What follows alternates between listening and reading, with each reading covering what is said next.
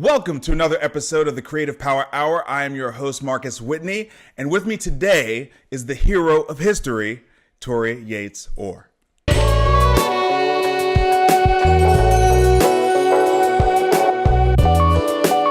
I love that name.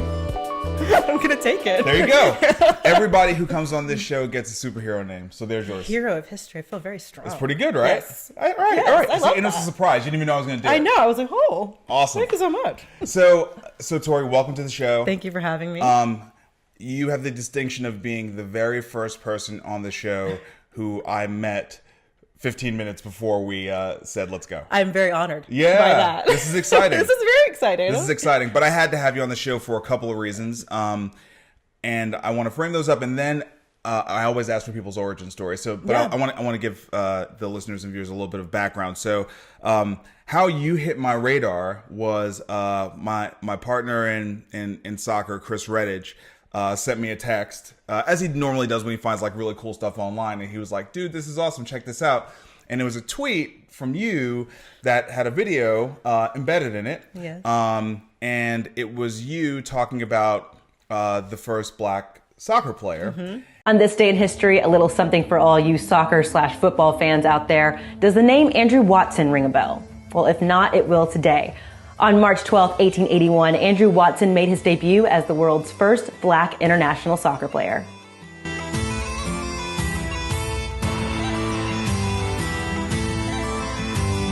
And it was an incredible presentation that you did, and it was you talking, but it had sort of imagery, sort of edited in, and it was happening right inside of the tweet, which was great. You know, you normally don't see things produced at that quality by an individual. You know, they may be talking, but not like with the editing and all that kind of stuff. It was clearly scripted. You put the thought into it, and on top of that, you were wearing a Nashville Soccer Club kit. I had to. So you had to, like, that was it. For me, that was like, okay, Black history, first black soccer player, Nashville Soccer Club. Who is this woman?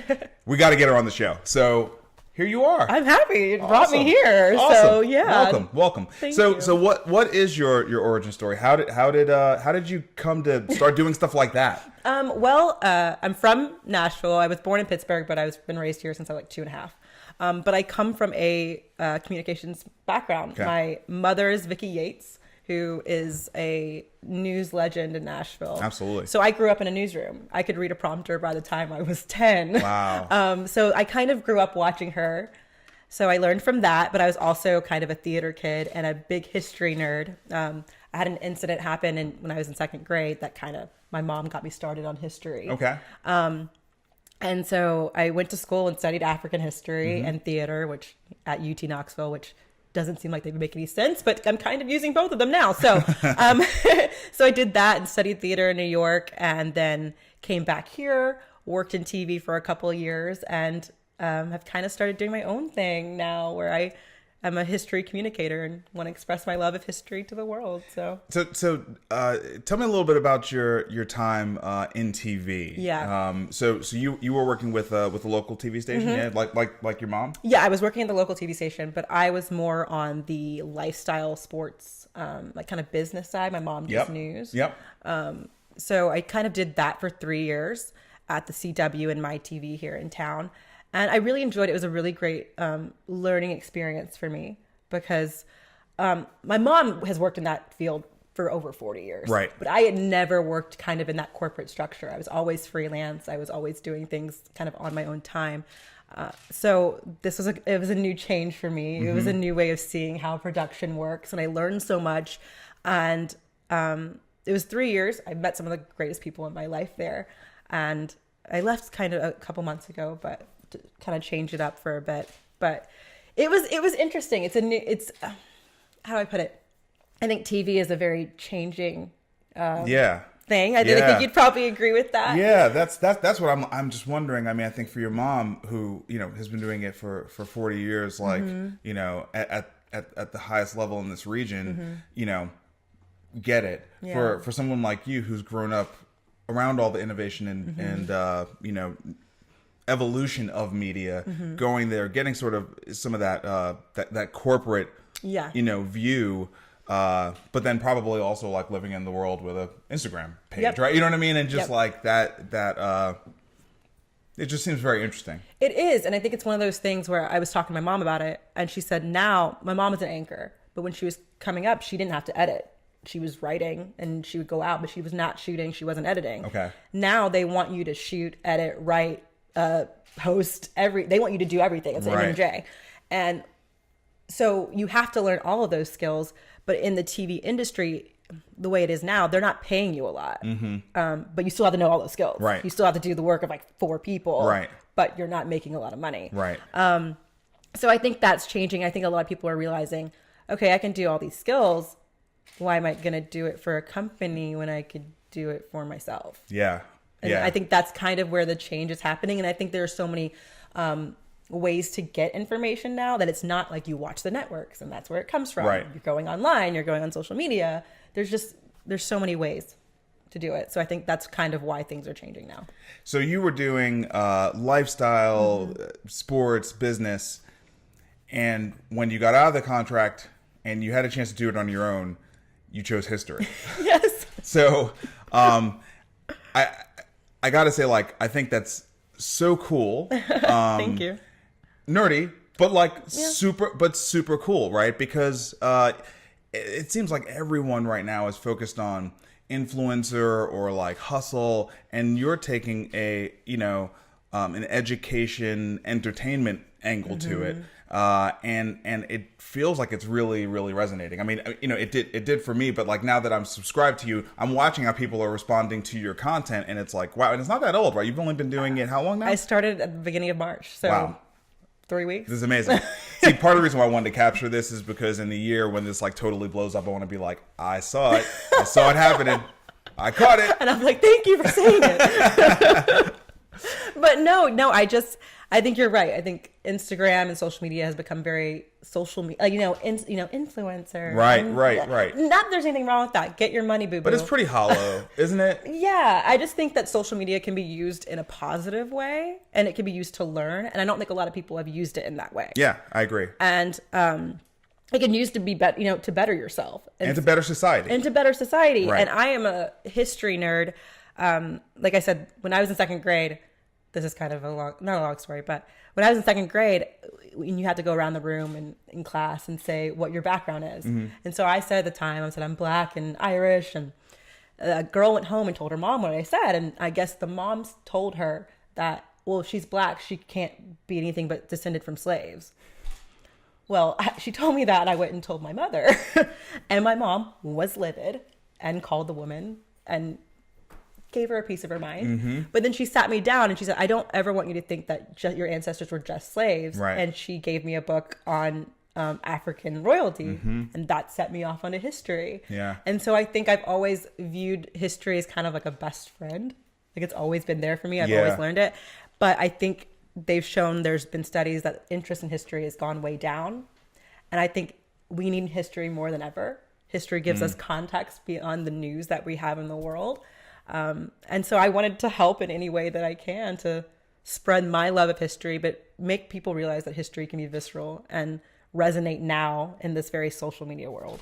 How do you feel about the way that the proliferation of news channels, right, national news channels, and the 24-hour news cycle has, can take a particular event and create so many stories, right? So it feels like history prior to the 24-hour cable news network cycles, and then certainly the internet has been a multiplier on it. History had limited takes.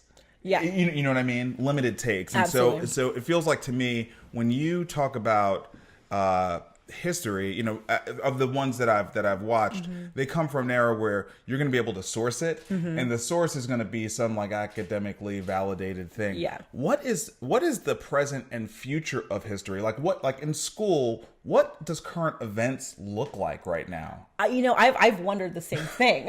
I've honestly thought about it because I think in the journalism field, we have a problem where everyone wants to be first and no one wants to verify, which is the kind of the opposite of the old guard, which was like the Walter Cronkite, that kind of thing, where you wanted the facts. I'm not the Bob Woodward. I saw him speak a couple weeks ago. So I'm worried because even if the history is being sourced, you're going to have another input in like, oh, well, maybe this happened and maybe this happened and maybe this happened. Right. And so I think, and like I said, my work is on social media, but sometimes you have to unplug to digest. Right. If you're just constantly taking things in, right. Nothing is resonating. That's right. And I think that's the problem that we're facing right now, is that nothing is resonating because there's too many things coming in. So many things coming in. You're always going to be worried about the next thing because the next thing is right around the corner. Yeah. So. Yeah.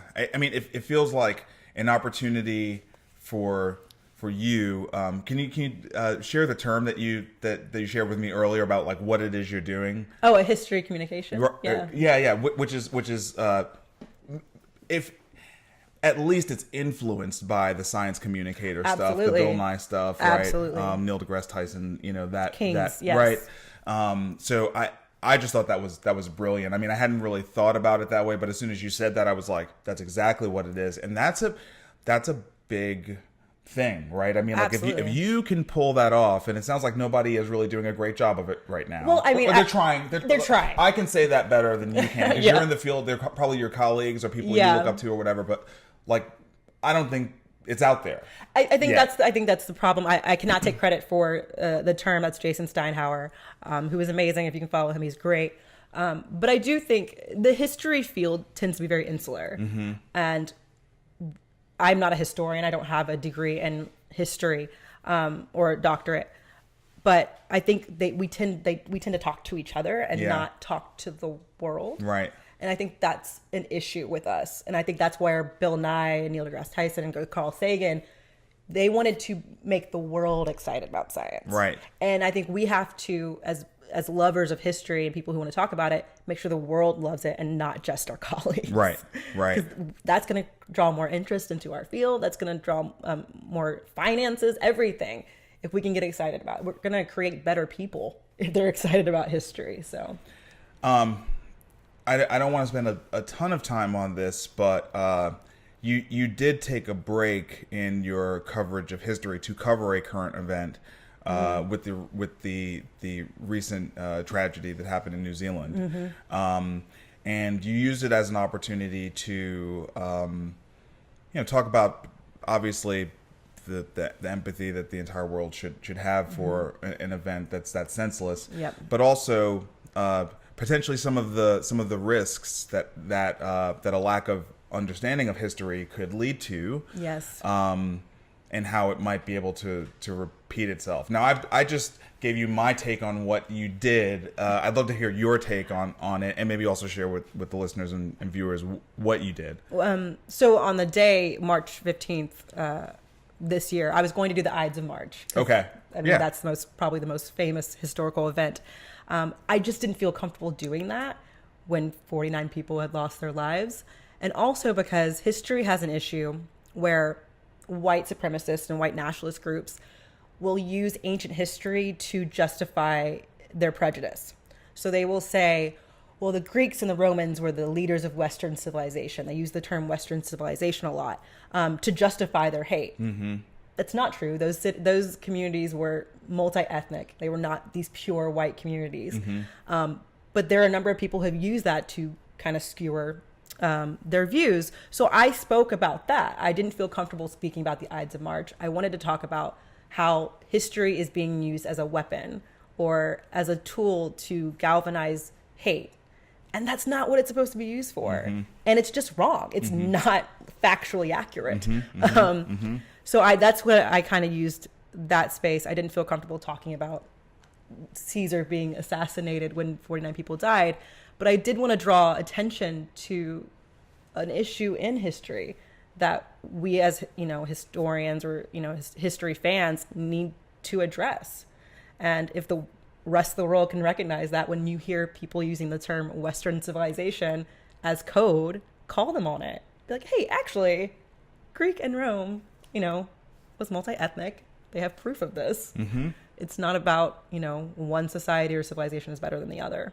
So you've tapped in a couple of times now to things that that were important to me in my personal development. So I grew up in Brooklyn, New York, and my parents certainly did their part to expose me to my history. And when I was coming up in Brooklyn, you're exposed to a lot of stuff in Brooklyn, New York. You're exposed to tons of different nationalities, but also lots of different religions and lots of different takes on history. You hear things like history versus my story, history versus our story, history versus her story. What is your sense about the current state of the League of Historians, as they are right now, with respect to what you just talked about, with respect to the way that history can be used by white supremacist groups or anyone who has a mission of hate to use history to sort of justify their actions? It's known history is written by the winners, and I think we have to be mindful of that. Right. And in a lot of history, it has been the dominant culture or, the colonizing culture that has written the history of that people. So I think that's a big key to it. But I think also in terms of history, we need to make sure that we have a diverse group of people teaching history, because that's going to help in any situation. And it's known that when you pursue a degree in history or a career in history, it can be financially hard for some people to do that because there's not a lot of money in that field. No. So unless you're coming from money or have the opportunity to not have to worry about a salary, then you can pursue history. But if you're worrying about paying bills, you're like, hey, I'm going to get a major or a degree in something that's going to pay my bills. So that leaves a lot of affluent, predominantly white men who are teaching history. But history affects so many different people than just that one demographic. So we have to make access to learning about history more open to people. There needs to be more scholarships, more grants for women, people of color, LGBTQ.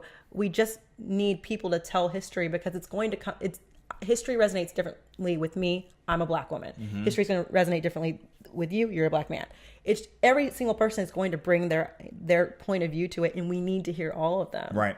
And so that's kind of my rant on that. Yeah. No, I love it. I love it. So how does that play into what you're doing now? So it's still very early for you, and so you may not be able to say, well, I've always known this was going to happen.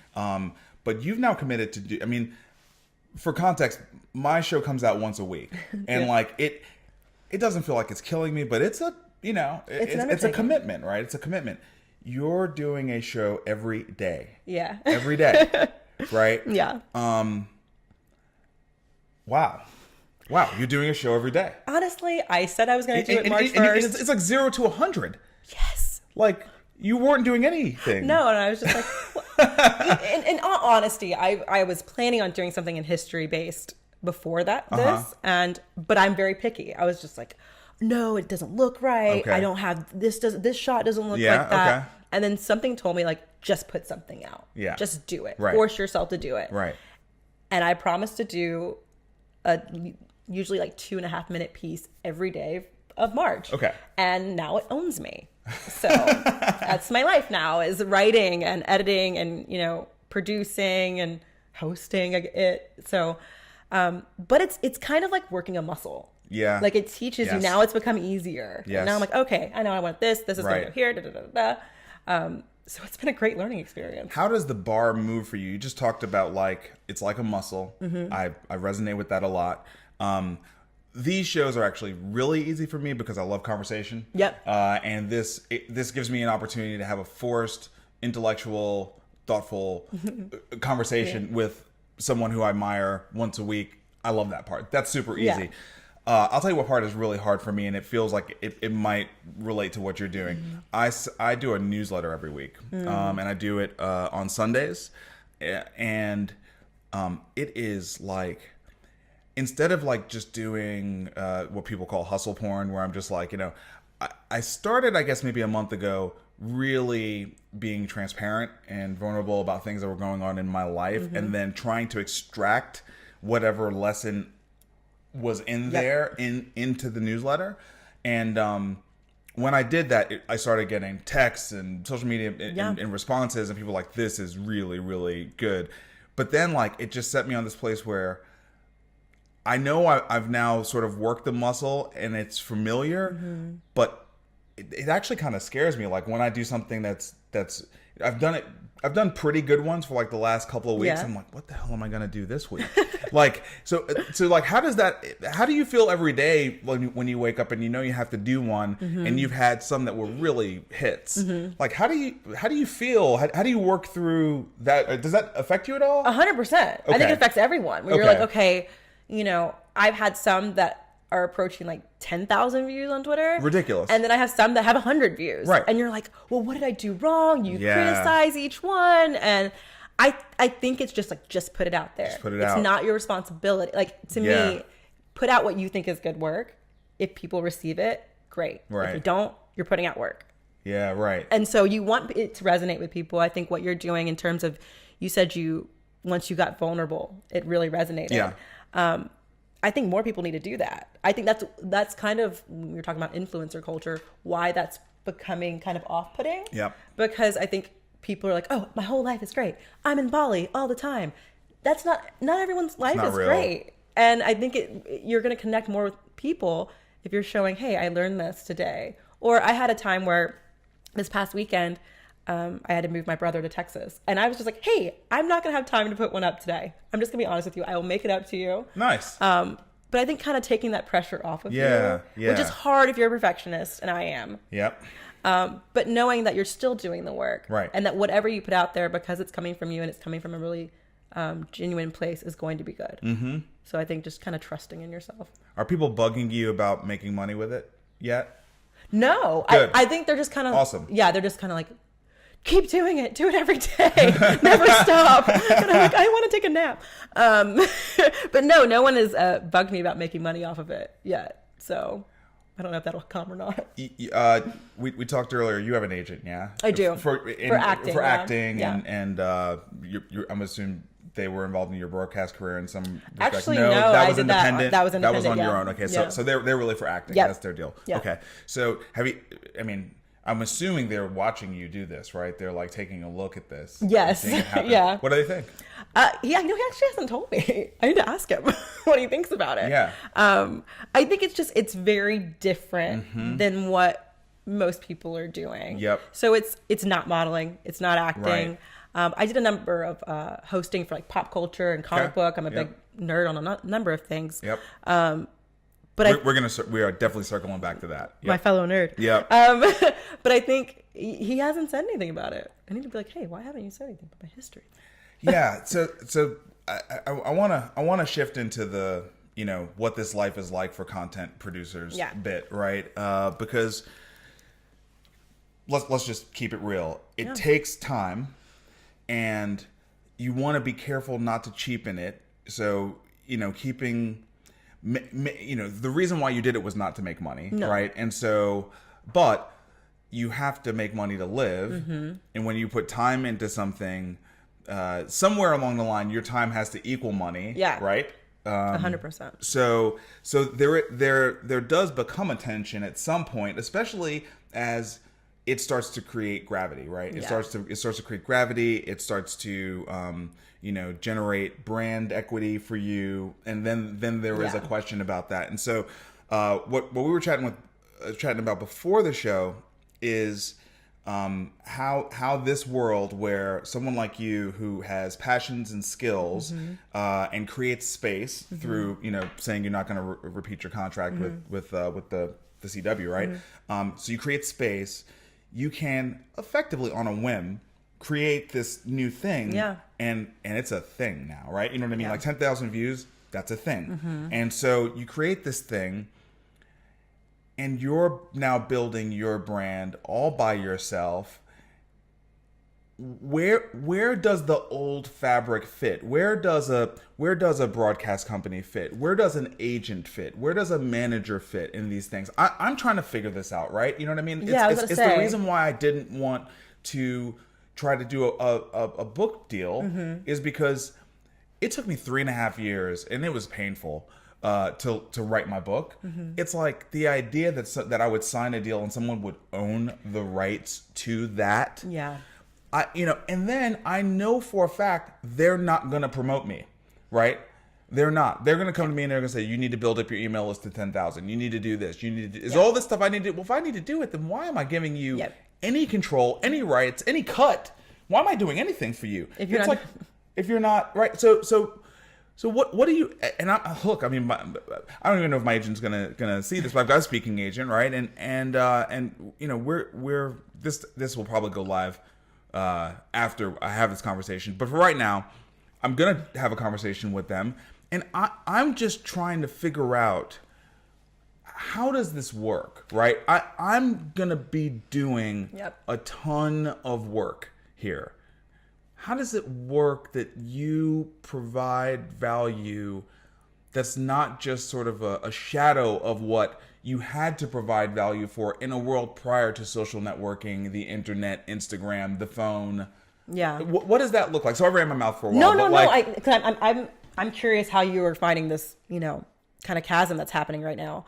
I've asked myself that same question because we talked about this. There are no gatekeepers anymore. Right. You can make a film and put it online. My friend, I know a man named Matt Cherry, and his first film shot on an iPhone, like the entire thing. Now he is signed with Jordan Peele's production company as a director. I mean, come on. Come on. That's what I'm saying.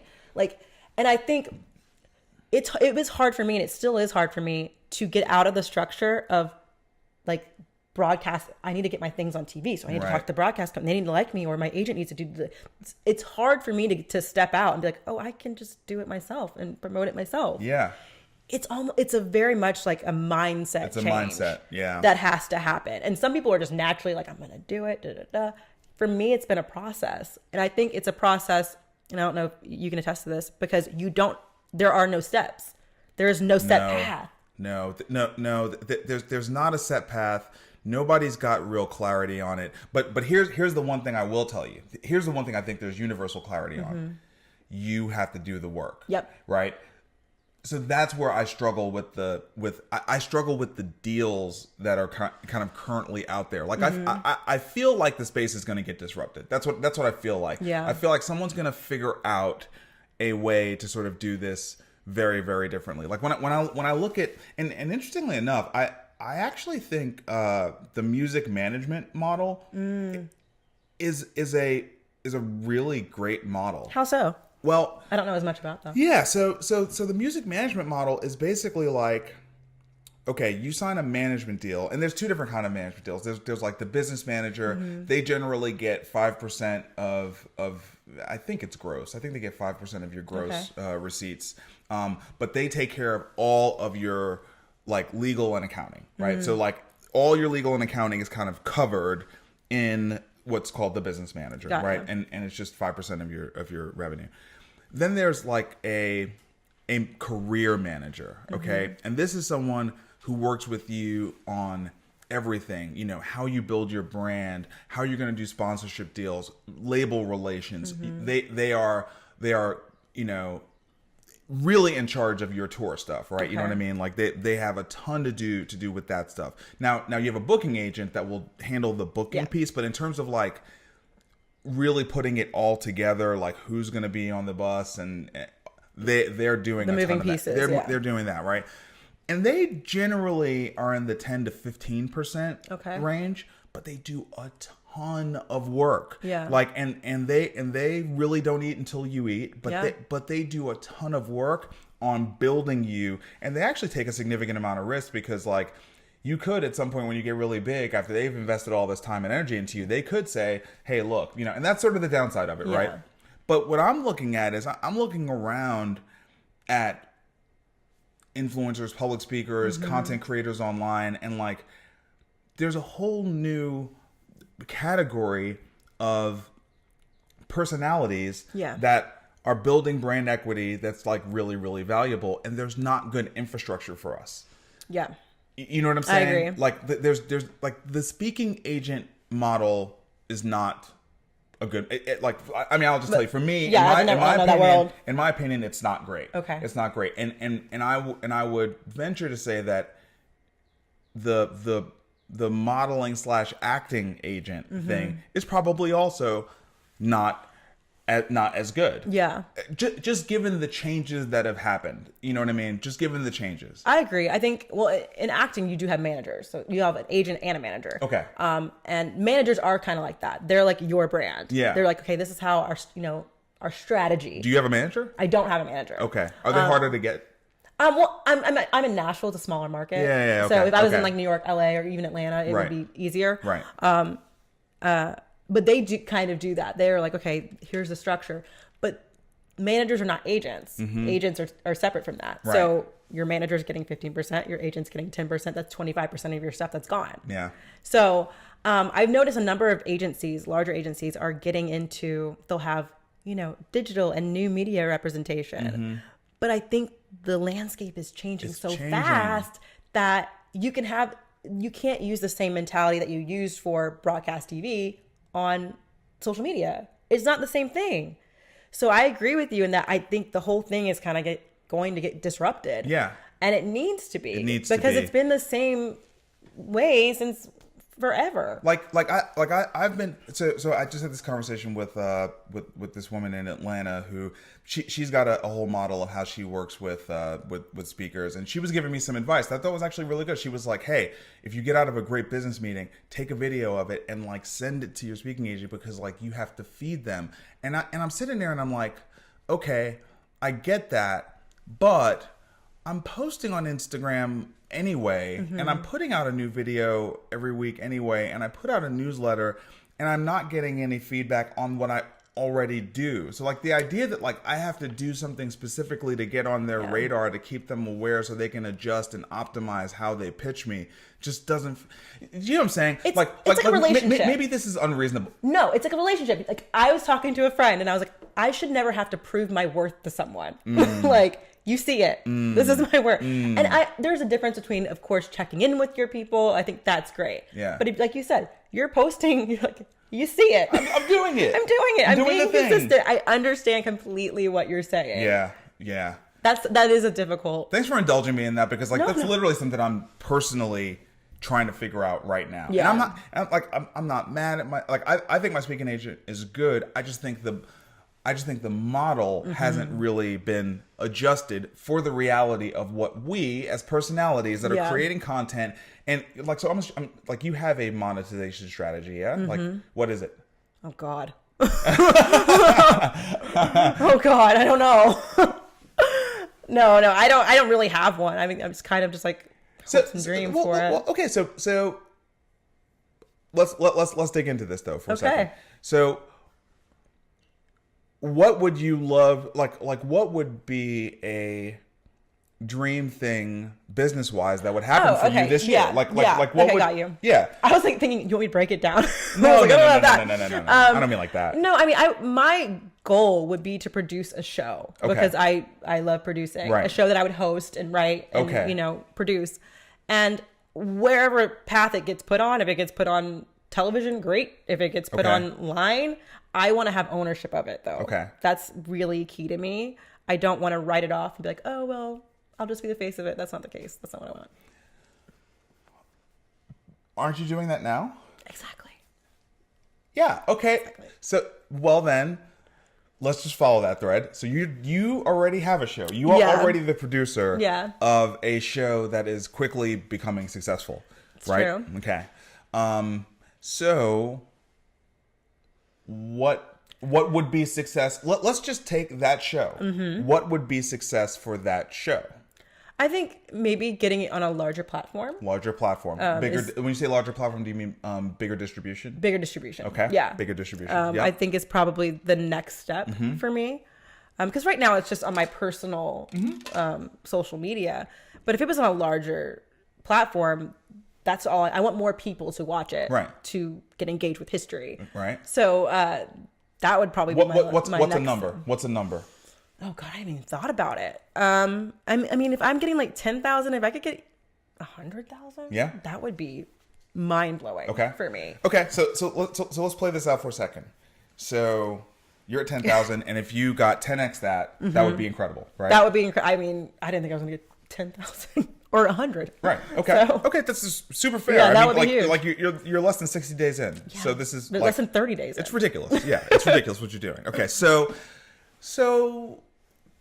10x is a lot, but again, back to the gatekeepers, like the audience is out there. Yep. You could grow your audience. Yeah. Like that could happen. So like you could be the distribution you're seeking. That's true. And see, it's my mindset is very it's like I've spent 3 years in the corporate world. So now I'm like, I have to go through these steps. you could be the distribution you're seeking, and really like it's pretty inexpensive to grow it because you're just talking about paid social, and what are you talking about? $10 per 1,000 impressions? Yeah. I mean, like it's just not even a lot of money. No. Right? So You're right. and then you would have 100% authority. 100%. Yeah. Okay, so I'll circle back. Now, what You're right. What are you trying to get done? I guess make my own show, What you're doing? which I'm doing now. You're trying to grow it. Grow it. Okay, well, you can do that. Yep. I could literally help you do that. I mean, I'm learning so much from you now. I mean, I could just like do this. It costs a little bit of money. I mean, look, if you don't have it, borrow from your mom. Like this, we're talking about small dollars. Yeah. Small dollars, and then like grow. Because here's the thing: if you don't sell the show to another platform, look, there is a whole thing in terms of brand association and credibility. But if you don't, you get the equity. Right. Yeah. You get to say in every conversation forevermore that you have for the rest of your career, which is very long because you're very young, you brought this to the table. Yeah. Right. And so it's there's like this near term versus long term Yeah. That's a good point. decision. Yeah. That literally could change the trajectory the rest of your life. Yeah. You're absolutely right. And I'm not trying to like No, this was like what I needed to hear. Yeah, it's not like hyperbole, right? It's like no, it's it's for real. 100%. If you build a distribution yourself, then you're the distribution. Yeah. You didn't need anyone else for And that. I think I'm so happy we're having this conversation because like we were talking about, there are no gatekeepers, but I think it's hard to break out of that mentality of, well, I need to have a gatekeeper. Yep. I need to do this. Totally. Or even like, you know, a business plan is like, I think I had some amorphous idea of, well, one day I'll make money off of it because I didn't start it to make money. Right. And right. now, you know, even with this conversation and being like, oh, I do need to own this and have it be mine and have the equity behind it. You'll have everything. You'll have everything. I mean, because then the monetization. I mean, what's really great is it sounds like money is not a pressure issue for you right now, right? And if that's the case, then oh my gosh, you have all the leverage because all you need to be doing right now is building distribution, continuing to build your capacity in terms of creating great content, continuing to build your brand.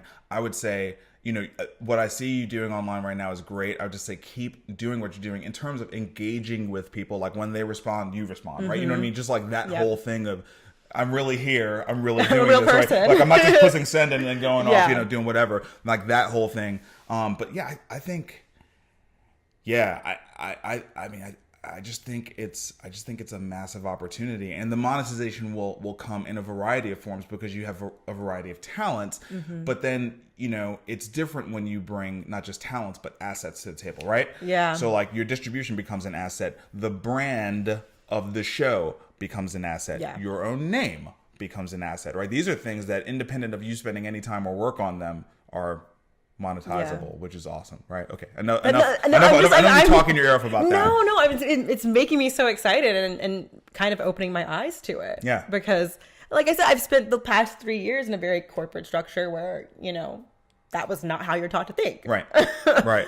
And no shade against the corporate structure, but that's just not, you're not taught to think that way. Yeah, because they want you to think you are there for them, which is really true in their view. Yeah, absolutely. It's really true in their view. It's just not true in the world's view anymore, right? Yeah. That's the problem. Exactly. That's the problem. The world has evolved beyond that. You're so completely. Right. You are so You have all the cards. Yeah. All the cards. You know, now that, especially now that you broke your contract, you have all the cards. Yeah. So one of the reasons why I love the show, I love that you were doing the Nashville Soccer Club thing, but what put it over the top, was I saw you reference some things about wrestling. Yeah. And I'm not talking about NCAA wrestling, although that's great and I love that, and I was a collegiate wrestler. I'm talking about professional wrestling. I'm a fan. WWE. So great. This is so great. I annoy people. I annoy the shit out of people with this. I'm here. Love it. We can talk about it. I love it. Okay. Like everyone who's listening right now is going, what? This took a turn. I can curse on my show. What the fuck? Like, this was great. He was talking about history. They were talking about social media, building up stuff, and now he's talking about wrestling. This dude is so weird. Turn. Join us. So weird. Okay. All right. But I am going to connect the dots, and then we can get a little bit wonky. But I want to connect the dots. So, with everything we just said about distribution, brand, I don't think anyone in the world does it better than the McMahons. Anyone 100%. They are the best. Put some respect on their name. They are the best in the world. At building leverage and owning brand and distribution. Can we just talk about the WWE network? Can we just talk about how far ahead of the game they were on that? Owning it. It's like, we have all this content. Why sign a deal for someone else to air it when we can just start our own? Right. And cable network, you don't want to do it? Great. Cool. Boop. Apple TV, Roku, Fire Stick. They understood. Like, that's the way the world was going. Oh my God. I seriously, I feel like half the time that I'm watching, I'm really just trying to reverse engineer their business genius. I'm not even kidding. No, I understand that. I have so much respect, and I actually kind of enjoy it because so many people, we were talking about how people look at fans of wrestling, and they sort of look down on us like we're stupid or something like that. Like they think we don't know that it's booked and it's fake. We know. Right, exactly. What we know that they don't know is that it still hurts. Yeah. And it's still super hard to do. So difficult. And that the storylines are hard to get right. Like, it's hard to write a great storyline. Yeah, and they're writing it the day before. Or the day of. Right. The choreography. Yeah, I mean, a lot of times these guys are calling it in the ring. Yes. Mind blowing. They're like, okay, I'm going to do this next. They don't even know. And you don't see. it. You never see that. Right. So anyway, for all those reasons, I think it's genius. But I do think, I talked to Ian Ayre, who's the CEO of National Soccer Club, about this. I say, look, when we're talking about social and all that kind of stuff, like, let's please look at what WWE is doing. They are outperforming every other sports league combined.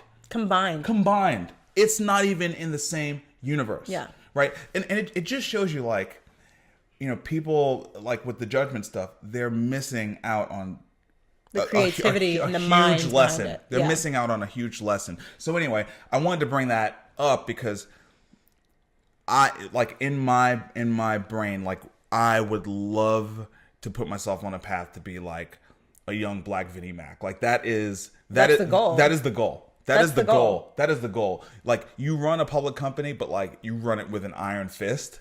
And it's all yours, basically, except for you use the public's money to fund what you want to do. It's crazy. Yeah. It's incredible. He's the top dog. It's incredible. 70s, like 72? Yeah, something like that. Like, he's still the star of the show. Still in Gorilla, telling people what to do. Like, it's incredible. It's incredible. And then it has his family do the rest of it. And, like, my CFO and like, everyone is a McMahon or married to a McMahon. Like, yeah, it's remarkable. So how did you get into wrestling? I always tell people I did theater growing up, but the only sport I was good at was martial arts. And so it's kind of the combination of the two of them. Mm-hmm. And then a couple years ago, a couple friends of mine, we started a podcast called Bear Hug It Out that grew and eventually was comicbook.com took it over and it became Over the Ropes. And we were the wrestling podcast for comicbook.com and we were getting, I think, like 25,000 listens or something per episode. Sure. And I became very much associated with wrestling. My nickname was the Ultimate Torrier. Awesome. So a number of people still call me that, but that's great. Yeah, they're that's like, great. Torrier. I'm like, hi, it's Torri. That's not my legal name.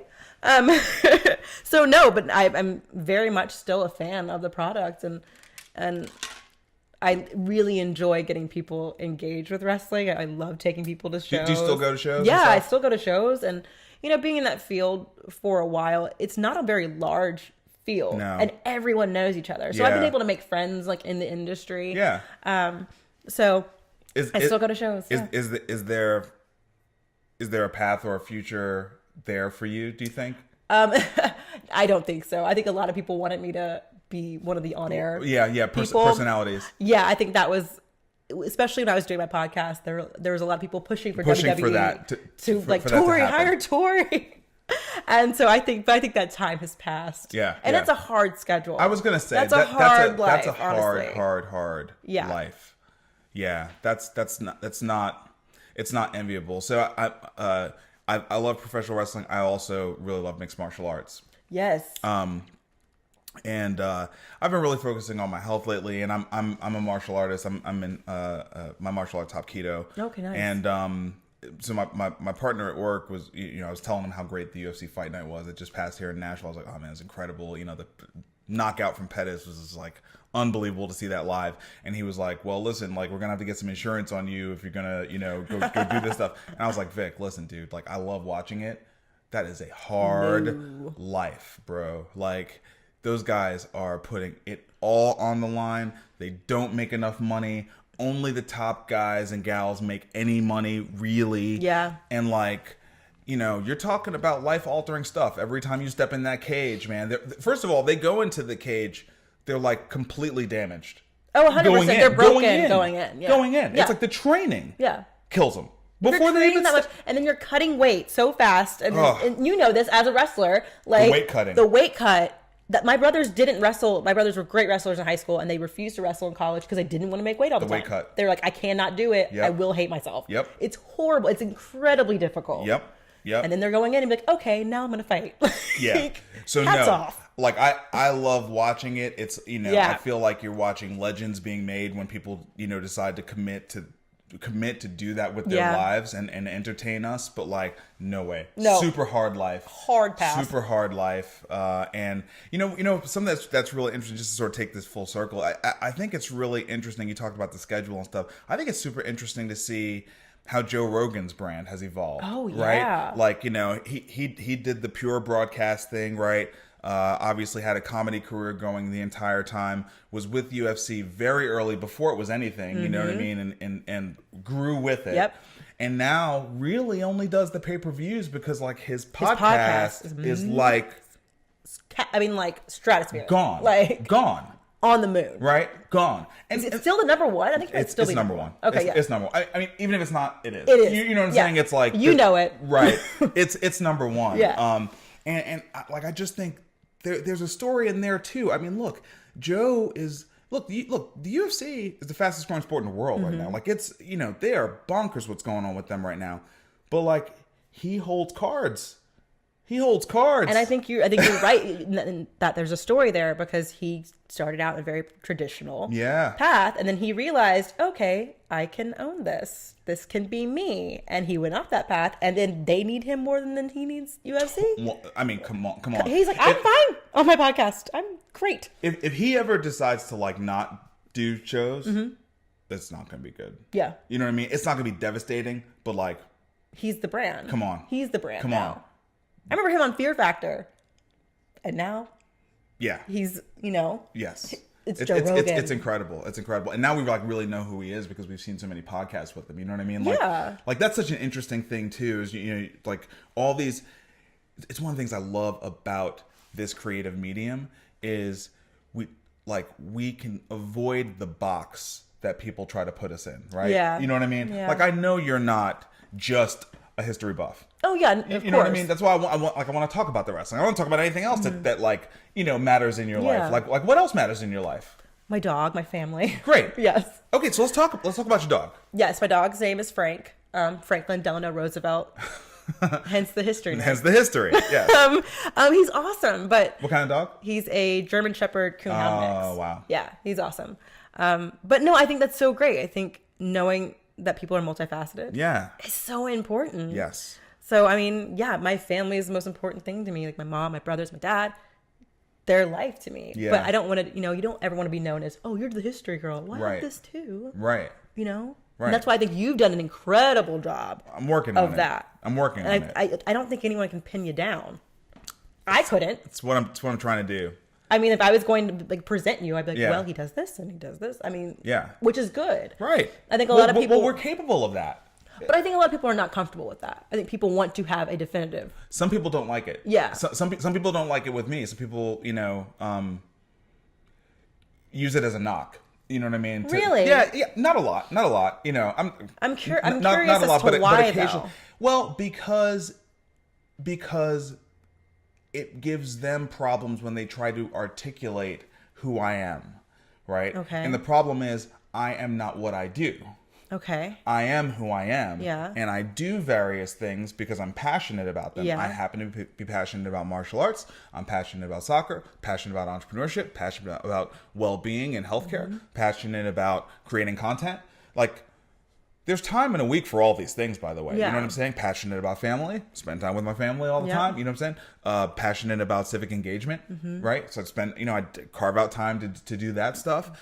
But like, that's, we used to sort of say, oh, wow, that's a Renaissance person, right? You know what I mean? Like Paul Robeson, like this, like the one Renaissance I have so person. many Like, thoughts on this. Yes. yeah, and like, no, it's the person who's well-rounded Oh, and I think and too, explored all their passions and talents. exactly. And people don't understand this. I think because there are people, I think, like us, Mm-hmm. who have a variety of interest.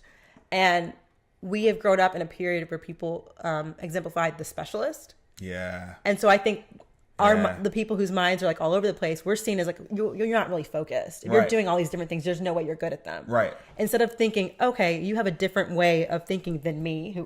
And I could never be, I'm not a specialist. No. That's not my forte. And I No. have the utmost respect for people who do. Yes. But I wish the respect was reciprocated vice versa. Because I don't think it is. It's like, oh, well, you need to choose one thing. Pick one thing. Yeah.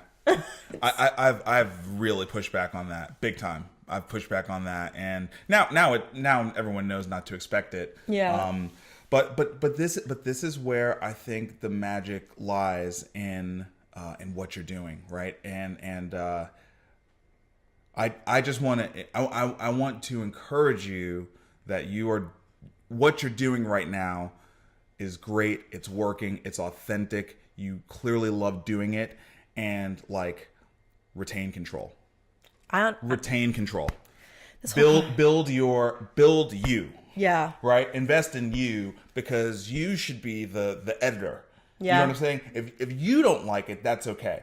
But someone else sort of saying, and by the way, this gets back to the agent thing. I don't like when people tell me I need to be framed up this way or framed up that way because they're missing it. Because when you try to do that, I don't fit well that way. Yeah. Actually, right? And, Yeah. and so like, if you try to put me in a specialist bucket, there are specialists who they're going to kick my ass. Yeah. I'm not that. I don't work well there. You know what I Yeah. mean? I can still go in front of this audience, talk about this topic, but what's going to be valuable is the fact that I can relate it or bring all these points of continuity from all the other aspects of my life. Yeah. Like when I can go in front of a healthcare crowd and talk about soccer, martial arts, well-being, entrepreneurship, innovation. Like I can talk about marketing because they don't know marketing. Yep. Like Yep. if I was a healthcare person, I wouldn't know marketing. Exactly. And I'd have no value for them. Yes. You know what I mean? So like Preach. I just think we have to fight for our autonomy. We have to fight for continual ownership of just our authentic selves, because that's where we're going to be the most successful. You were preaching, right? I want to like use this as a sermon. Well, you'll have it. I will. You can play it. Play it every day before I wake up, as I wake up, because I think that's the case. I think I have spent a couple years, and I've been very vocal about this. I have a podcast with my mother called Wild Wisdom Women, and I'm very vocal about the fact that I suffer from depression. And I think a lot of my depression stemmed from feeling like I don't fit in anywhere, and being told, well, you have to fit in we don't like this about you. Right. And I've always had a fear of being too Yeah. too much or too all over the place or too crazy or too loud or too whatever.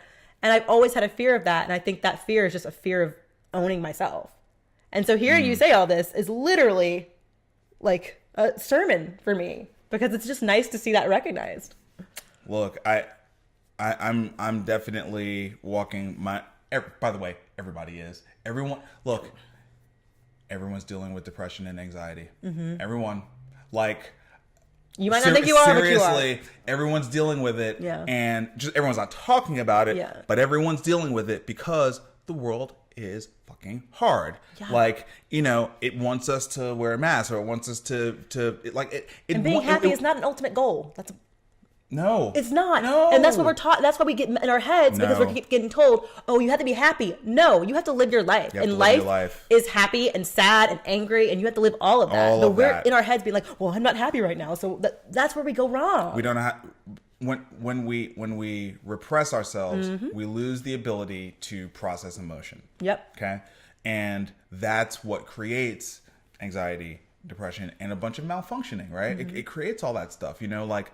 I do not like. I think I'm gonna lead a long life, but I'm also 43, and so I I also know it's gonna end, and I know it's not gonna be that long, and I just am not going to spend a ton of time judging myself. Like, it's just like because here's the thing. I don't think it. If I thought somehow judging myself would aid in beneficial change, I'd do it, but I don't. You know what I'm saying? Like, I don't think there's any benefit that comes from that. Yeah. And I think it's a big problem we have in the world right now. Like, and especially the United States. Like, we look at our justice system, and like, we're so punitive. Like, everything is about like blame and and shame and all this Shame. So Brene much. Brown. Not as deep as I should. But Her work on shame but, is so but on point. Yeah. the shame stuff, right? I mean, it's like I always end up getting to well-being. It's actually the only thing I really care about. Like, it should be. I do all this other stuff To aid well-being. To be in a state of well-being. I watch wrestling because it makes me feel good. I like it. I watch it. Deal with it. Deal with it. I like it. I like it. It takes me back to really fun times from my childhood. I like it. Same. I like it. Preach. I like it. I like soccer. I like working out. I like not being overweight. I like running my mouth. So I do the stuff I like. Yeah. That makes me happy. Exactly. Having the agency to do the stuff I like and not trying to fit in. You don't even know me. Yeah. I'm still getting to know me, but you definitely don't know me. So, like, you can't be an expert on me. The minute someone tries to come and be an expert on me, on what I need to be doing, I know, and I know I told you need to be owning your brand, but like, that's like the end of my advice for you. That's it. But no, that's what I needed to hear. it. That wasn't like telling me what I should be doing. That's it. I have no more advice You're for you. an expert in this. Like, I would want to like That's talk to all you I about have. I don't have 10,000 views on any video except for my TEDx talk. So I think you're. Well, I haven't done a think TEDx you're- talk, I think so. you're pacing. I think you're setting the pace for me. But it's really exciting, Torri. It's exciting. I'm grateful that you shouted us out, but I'm super proud of what you've decided to do with your talents and your passions in your career. And you'll have to come back. anytime. You'll have to come Like back. I said, I learned so much. You'll have to come back. All right, so that's our episode for today. Where can people find you? You can find me on Twitter and Instagram at Torri, Torri, Yates-Orr, Yatesorr. Des, put the letters right here. Okay, cool. All right, perfect. All right, so thanks for tuning in to another episode, and we will see you next time. Peace.